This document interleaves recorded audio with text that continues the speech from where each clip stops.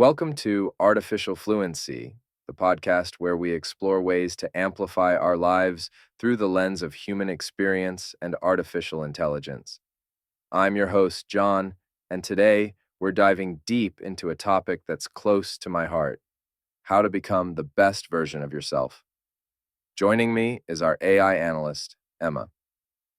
Emma, are you ready to explore this journey of self-improvement?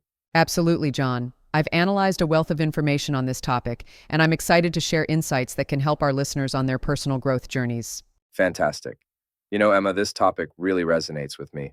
I've been on my own journey of self-improvement for years, and I'm always amazed at how much there is to learn about ourselves. Let's start with the basics.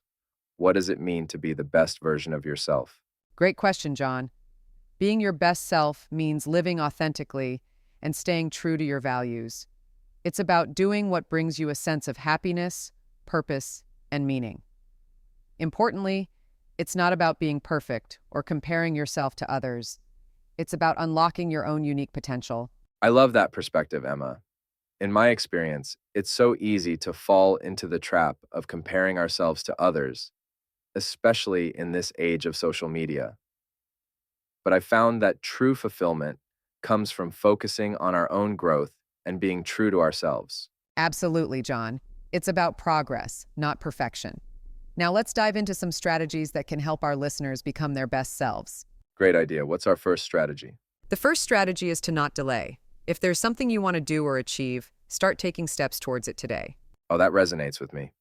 I remember when I wanted to start this podcast, I kept putting it off, thinking I needed everything to be perfect. But once I took that first step, everything started falling into place. Sometimes you just need to take that leap of faith.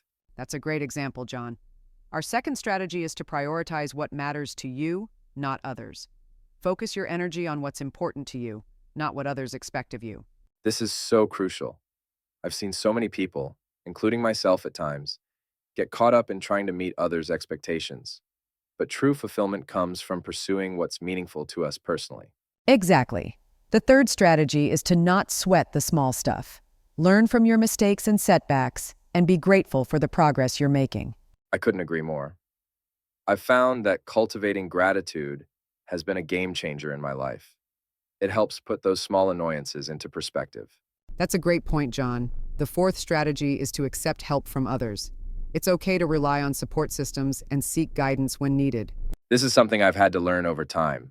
I used to think asking for help was a sign of weakness, but now I see it as a strength. It's about recognizing that we're all in this together. That's a powerful realization, John. The fifth strategy is to take a break from social media. While it can keep us connected, it can also lead to unhealthy comparisons and self-doubt. Oh, this is a big one. I've found that periodic digital detoxes can be incredibly refreshing. It helps me reconnect with myself and the people around me in a more meaningful way. That's an excellent practice, John. The sixth strategy is to celebrate small victories. Recognizing your progress, no matter how small, can keep you motivated on your journey. I love this one. In fact, I keep a wins journal where I write down something positive that happened each day, no matter how small. It's amazing how it shifts your perspective. That's a fantastic habit, John. The seventh strategy is to exercise daily. Regular physical activity has numerous benefits for both physical and mental health. Absolutely. I found that even a short walk each day can make a huge difference in my mood and energy levels. That's great, John. The eighth strategy is to speak up for yourself. Your opinion matters, and it's important to advocate for yourself. This is something I've had to work on. I used to be afraid of conflict, but I've learned that expressing myself respectfully is crucial for my own well-being and for building authentic relationships. That's a valuable lesson, John. The ninth strategy is to embrace failure. Failure is often our best teacher if we're willing to learn from it. Oh, this is a big one. I've had my fair share of failures, and while they were painful at the time, they've led to some of my biggest growth moments. It's all about perspective. That's so true, John. And finally, the 10th strategy is to stop looking for shortcuts. Real personal growth takes time and effort. Absolutely. I think in our instant gratification culture, it's easy to look for quick fixes. But true, lasting change takes commitment and patience. Those are all excellent points, John. Now let's dive a bit deeper into some additional aspects of becoming our best selves. Sounds great, Emma. What else should we consider? It's important to remember your values. Your personal values are at the core of who you are and how you view the world. That's so true. I've found that when I'm living in alignment with my values, everything else seems to fall into place. It's like a compass guiding me through life.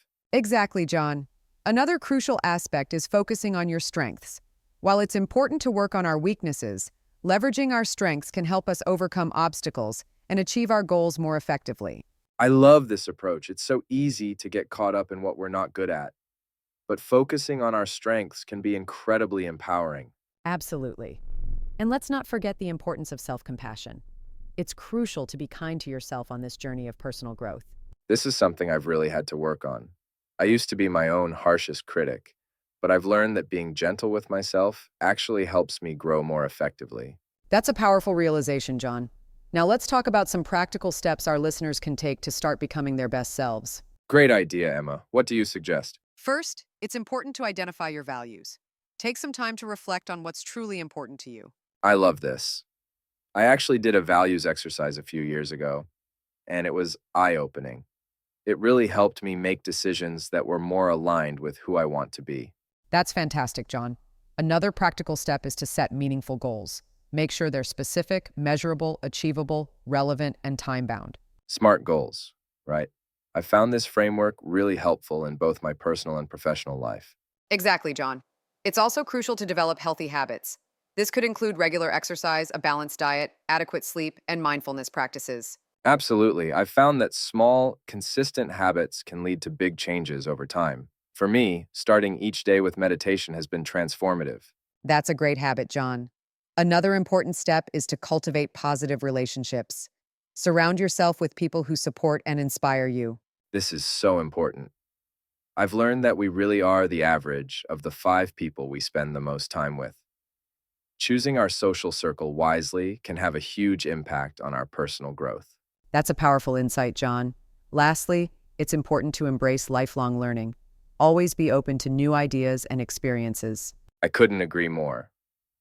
I try to read a new book every week, and it's amazing how much it broadens my perspective and fuels my personal growth.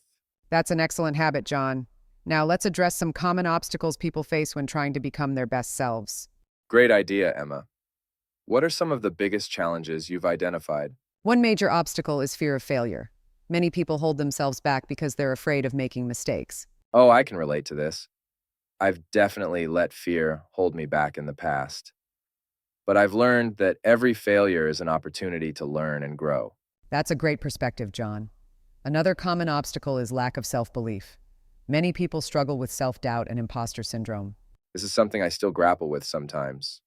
I've found that keeping a record of my achievements and positive feedback helps combat those self-doubting thoughts.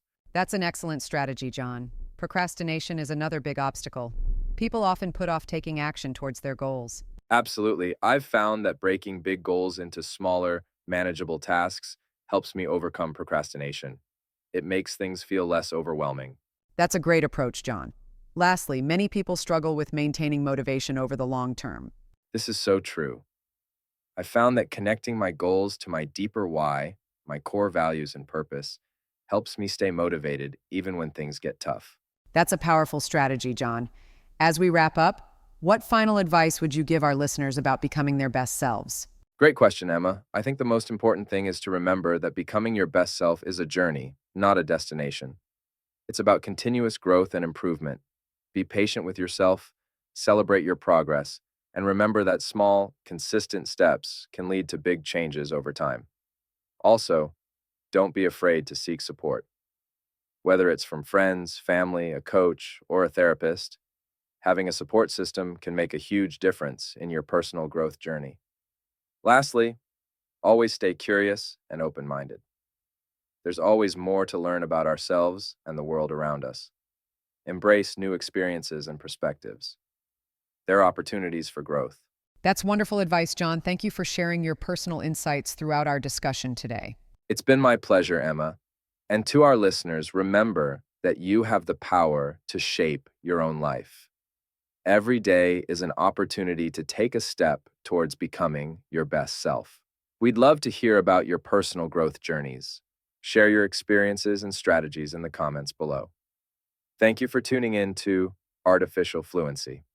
If you enjoyed this episode, don't forget to like, subscribe, and hit the notification bell so you never miss an update. You can also find us on YouTube by searching for artificial fluency.